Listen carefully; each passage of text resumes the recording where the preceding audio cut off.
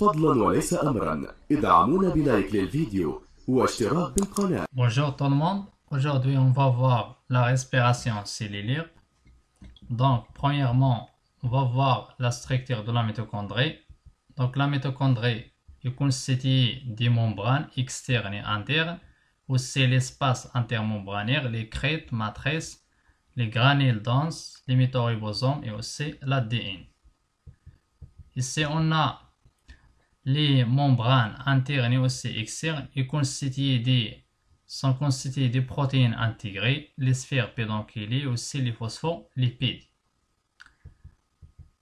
Donc, premièrement, on va voir les étapes de la dégradation de l'acide pyruvique dans la matrice.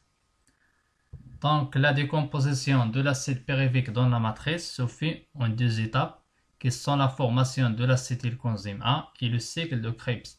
إذا أنا سنتعرف على مراحل انحلال الأسيد بيريفيك حمض البيريفيك في الماتريس. إذا هناك مرحلتين، المرحلة الأولى تكون الأسيتيلكونزيم A، المرحلة الثانية هي حلقات كريبس. Donc ici on a première étape formation de l'acétylcoenzyme A. Donc l'acide pyruvique C3 se lie avec le coenzyme A. Il devient l'acétylcoenzyme A, C2. Et aussi, il y a la libération de CO2. La libération de CO2. Et aussi, il y a la réduction de NAD+, en NADH, H+. Donc, l'équation globale de la formation de l'acétylcoenzyme A est le suivant. L'acide pyruvique plus coenzyme A plus NADA+. On obtient l'acétylcoenzyme A plus NADH+ plus CO2. إذا هنايا حمض البيروفيك يتحول إلى أسيتيلكونزيم A بعد تحريره لجزيئات ثاني أكسيد الكربون وكذلك تثبيته لكونزيم A ويصبح أسيتيل زائد كونزيم A يعطينا أسيتيلكونزيم A C2. إذا هنايا C3 وهنا C2. إذا هناك تحرير ذرة جزيئة من الكربون.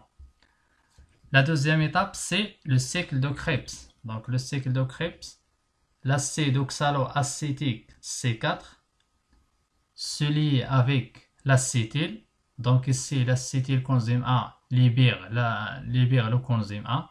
Donc, il devient l'acétyl. Donc, l'acétyl avec l'acide oxaloacétique, on obtient l'acide citrique.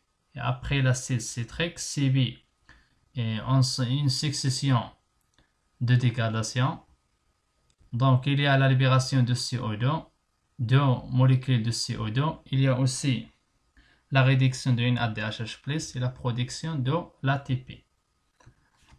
Donc le bilan de cycle de Krebs c'est le suivant. Donc on a libération de deux molécules de CO2, 1 et 2, 3 NADH+, donc il y a 1, 2, 3 NADH+.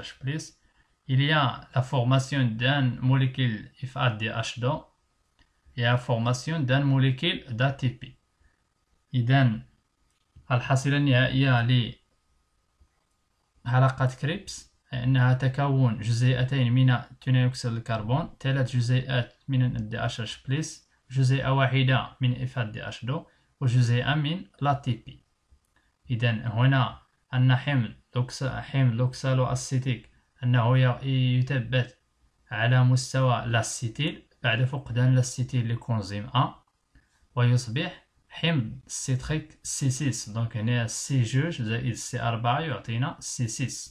بعد ذلك هنا C5 لأنه فقد جزيئة من الكربون، C4 فقد جزيئة أخرى، بعد ذلك يصبح C4 نفس الشيء، C4 نفس الشيء. Maintenant, on va voir le bilan de la décomposition de l'acide pyruvique dans la matrice. Donc, on peut écrire l'équation globale de l'étape de la décomposition d'une molécule de pyruvate dans la matrice comme suit. Donc, l'acide pyruvique plus 4 NAD+, FAD plus l'ADP plus P dans 3 CO2, 4 NADH+, 1 FADH+, et 1 ATP.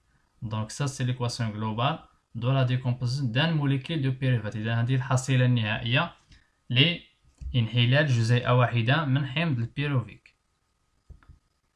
Donc pour une molécule de glucose le bilan global de la dégradation de l'acide pyruvique dans la matrice est le suivant. Donc, on multiplie fois 2.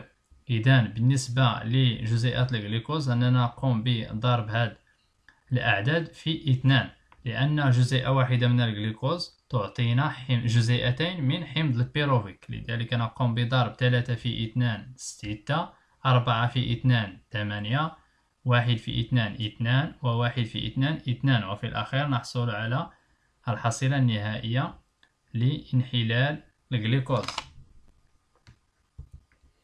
Donc maintenant on va voir la chaîne respiratoire. Donc réduction de O2, l'oxygène et phosphorylation oxydative. Donc au niveau de la membrane interne il y a plusieurs complexes enzymatiques. Donc ici il y a l'oxydation d'une ADH plus FADH2 qui catalyse par les complexes enzymatiques et la libération des protons qui traversent de la matrice vers l'espace intermembranaire, aussi le transport des électrons à travers les complexes enzymatiques jusqu'à l'accepteur final O2. L'oxygène. Donc هنا أي أن هناك أكسدت الجزيئات ADH plus FADH2 وتحرير البروتونات التي تنتقل نحو الحيز البيغشائي. كذلك هناك انتقال البروتونات الإلكترونات نحو المستقبل النهائي اللي هو الأكسجين. Donc ici l'oxygène, l'équation globale de l'oxygène c'est la transformation en H2O. إذا هنا يتحول الأكسجين بعد تثبيته للبروتونات والإلكترونات إلى جزيئات الماء.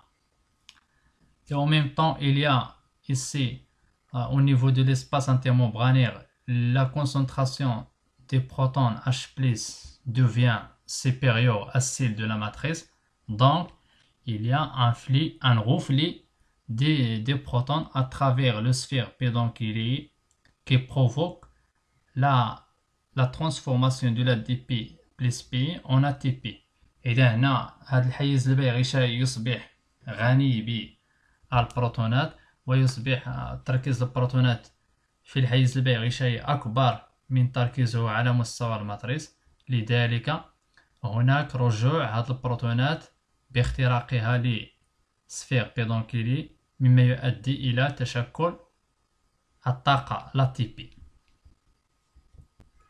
Donc la conclusion sur la respiration cellulaire. La respiration cellulaire est une voie métabolique productrice d'énergie. Il se déroule en milieu aérobie et au cours de laquelle les cellules consomment O2 pour oxyder le glucose et le dégrader complètement en substance minérale. Sans d'énergie, CO2 plus H2O, cela permet la libération de l'énergie contenue dans le glucose et son utilisation dans la synthèse de 36 ou 38 ATP. إذا هنا التنفس هو مسار استقلابي أنه يحتاج إلى وجود الأكسجين مما يؤدي إلى تحول نهائي أو انحلال نهائي للجلوكوز ويعطينا مواد معدنية ثاني أكسيد الكربون والماء، وكذلك التحرير 36 جزيئة أو 38 جزيئة من الATP. إذا هنا نعرف أن كل جزيئة من NADH+ يعطينا 3 جزيئات من الATP، وكل جزيئة من FADH2 يعطينا جزيئتين من الATP. إذا قمنا بعملية حسابية سنجد أن هناك 36 أو 38 ATP. Donc on va arrêter ici. Donc cette séance est terminée et je vous dis à très bientôt pour une nouvelle séance. إذا هذه الحصة ديال التنفس الخلوي انتهت. إلى الحصة المقبلة إن شاء الله، وما تنساوش تشاركوا في القناة وديروا جيم، واللي عنده شي سؤال أو شي توضيح يخليه في التعليق. إلى اللقاء. فضلا وليس أمرا ادعمونا بلايك للفيديو واشتراك بالقناة.